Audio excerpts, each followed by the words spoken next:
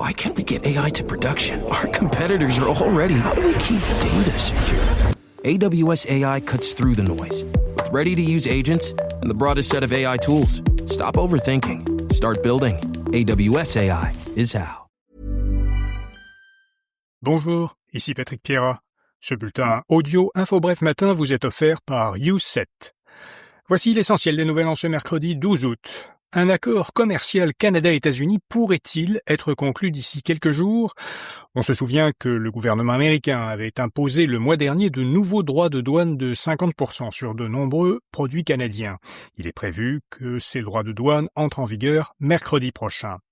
Dominique Leblanc, ministre fédéral responsable du commerce Canada-États-Unis, et Jamieson Greer, ministre américain du commerce international, se sont rencontrés hier pour la 3e fois en 3 semaines. Selon plusieurs médias, Leblanc et Greer pourraient conclure une entente au cours des prochains jours. Une telle entente pourrait être soumise lundi à Donald Trump 2 jours avant l'entrée en vigueur des nouveaux tarifs douaniers. C'est du moins ce qu'espèrent les négociateurs canadiens qui souhaitent éviter que les nouveaux tarifs entrent en vigueur. Les négociations entre l'Ukraine et la Russie sont au point mort. Après 4 ans et demi de guerre, il n'y a même plus l'ombre d'une tendance de rapprochement, a dit à InfoBref Yann Brault, professeur au Collège militaire royal de Saint-Jean et codirecteur de l'Observatoire de l'Eurasie à l'UQAM. Le professeur croit que, d'un côté comme de l'autre, il n'y aura pas de changement de position tant qu'il n'y aura pas de changement de régime.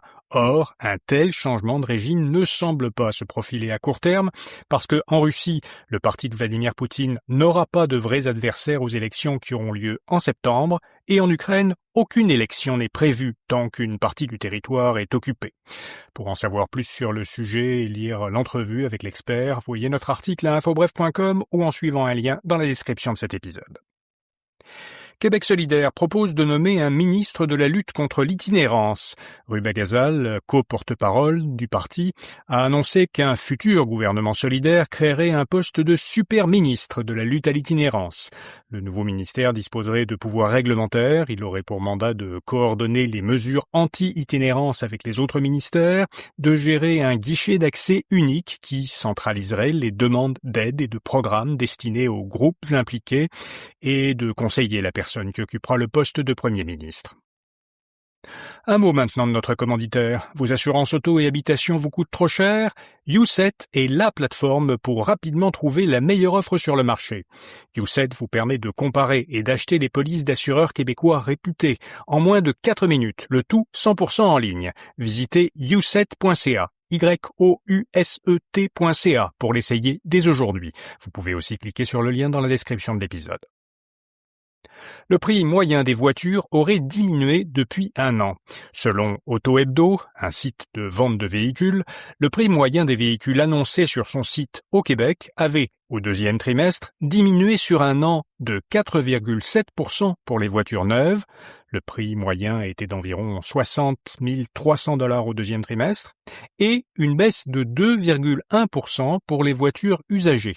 Le prix moyen des voitures usagées annoncé sur le site était d'environ 35 000 $.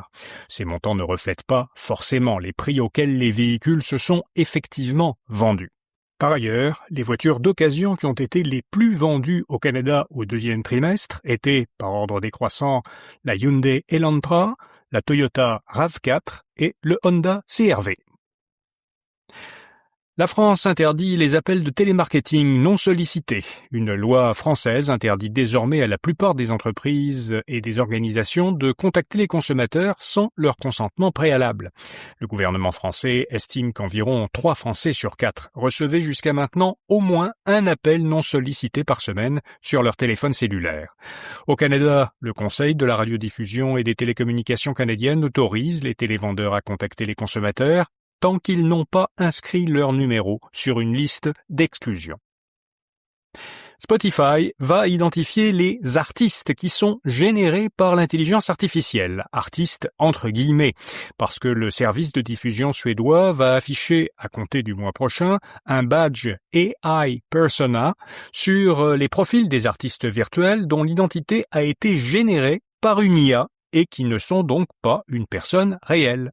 Par défaut, les chansons créées par ces artistes ne figureront pas dans les recommandations de Spotify, mais un utilisateur pourra voir dans ses recommandations des titres d'artistes virtuels qu'il aurait choisi de suivre. Voilà, vous savez l'essentiel. Bonne journée et à demain matin.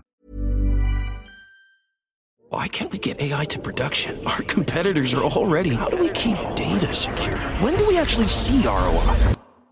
All this talk about AI, but talk doesn't transform businesses. AWS AI cuts through the noise, making AI easier to securely deploy and scale. With ready-to-use agents and the broadest set of AI tools and services, you can build, buy, or partner your way. Stop overthinking. Start building. AWS AI is how.